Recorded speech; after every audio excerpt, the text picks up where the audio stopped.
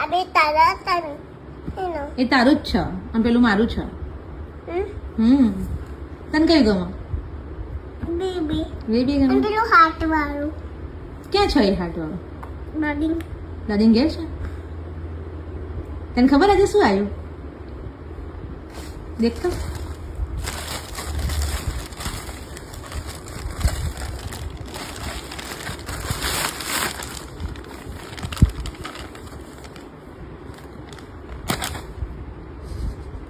તૂટી ગયું. ધીમે ધીમે કર, ખુલશે.